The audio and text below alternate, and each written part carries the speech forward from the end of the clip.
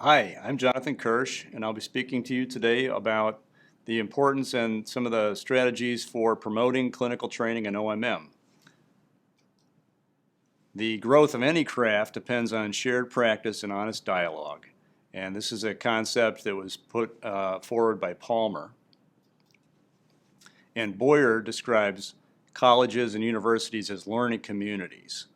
And that becomes important in the development of our preceptor faculty development programs.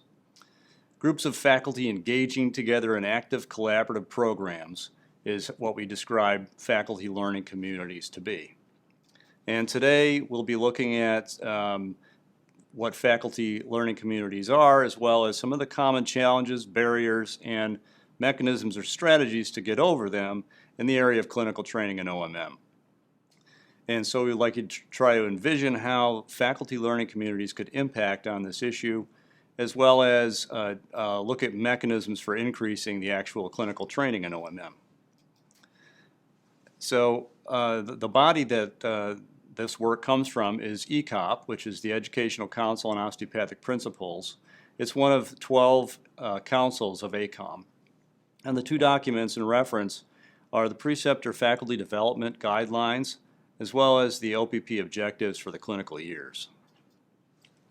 The goals of both these documents are to increase the actual use of OPP OMM in practices in osteopathic practice today. And in order to get there, the goals or mechanisms there is to increase the training of OPP throughout the clinical clerkship years and also across all fields of practice. And furthermore, to get to that level, to get to those things to happen, what we need to do is increase the number of preceptors who are teaching OMM. And in order to do that, you can help them to understand the value of OPP, as well as increased opportunities for students and residents then to implement OMM in their training years. Some of the barriers to this are the stereotypes around OMT, fears around it, especially in the safety liability area, as well as time constraints, knowledge-based problems, language barriers, perceived economic impact of having a student, and slowing down the patient care time. Some of the motivating factors that can help overcome these barriers are creating an academic culture that supports the education in the clinical environment. Also, looking at the altruistic drive to train the next generation, offering CME hours, perhaps offering financial reimbursement where possible, and discussing this in terms of intellectual curiosity, giving something extra to the patient. It doesn't take any more resources for the institution, and also you can give some library access as well. Some of the background here is that the AOA does require OPP to be integrated through all 7 years of the program. That includes 3 years of residency. And in order to help carry this out, OPTEs were formed in 1999 to try to establish and create that osteopathic identity in the clinical training years. And, but osteopathic educators are the ones that have to create the curriculum. The AOA Oversight then, in the form of program inspections, looks at the programs and makes sure that the osteopathic training there is distinctive. And creating these things then comes down to resources at the training sites. You have to have people on the ground that are responsible for patient care, that are seeing patients, that are there, that are able to teach and oversee the training in OMM. What can OMM departments do to assist this and support the process? They are the content experts.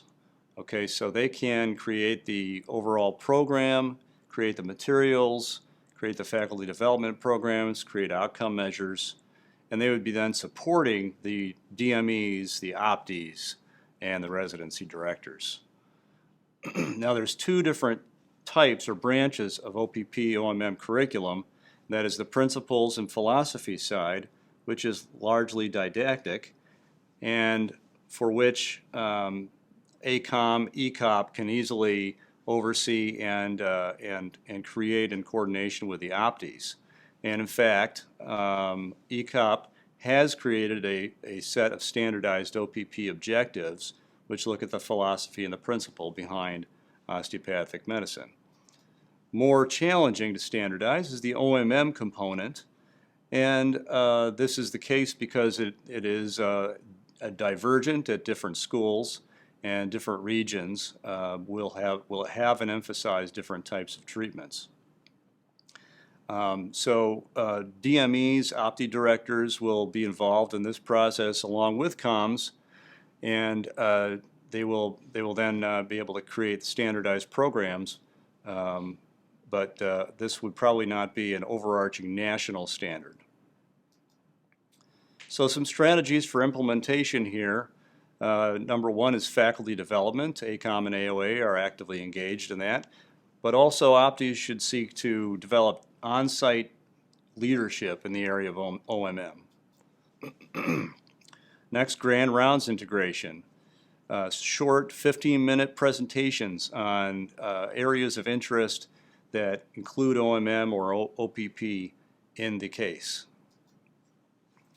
Emphasizing techniques that are perceived as safe and efficient techniques such as muscle energy, myofascial release. These types of techniques can help to increase the perception of their use, effectiveness, efficiency. Communicating a clinical context, this is important to preceptors.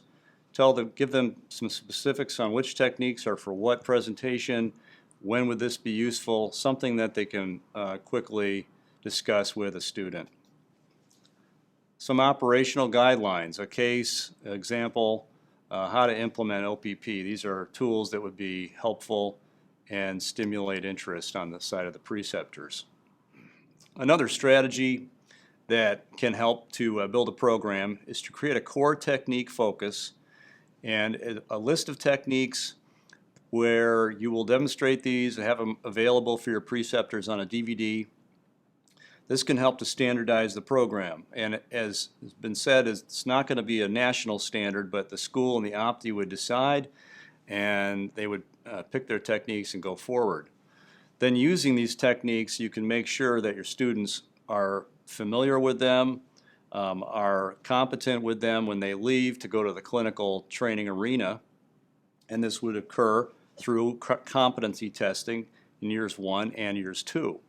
And so you document the exercises as they do them and utilize real patients for the competency testing wherever you can, so that when they get to the clinical years, they're familiar with these techniques and the preceptors know that they are, and so they have the expectation, the understanding, and this can help move the program forward.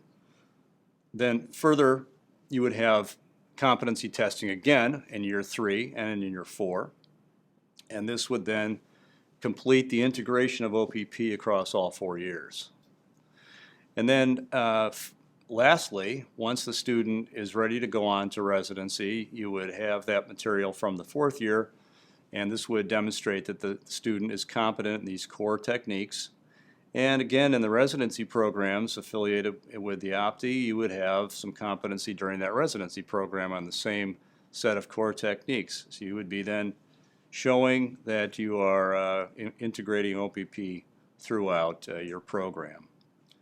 And so your teaching infrastructure will develop over time as students come through, become residents, and have a good experience of a continuity of training, and they become trainers themselves. You will see your program improve. So these are recommendations that come from ECOP based on the aforementioned documents, and I thank you for your time.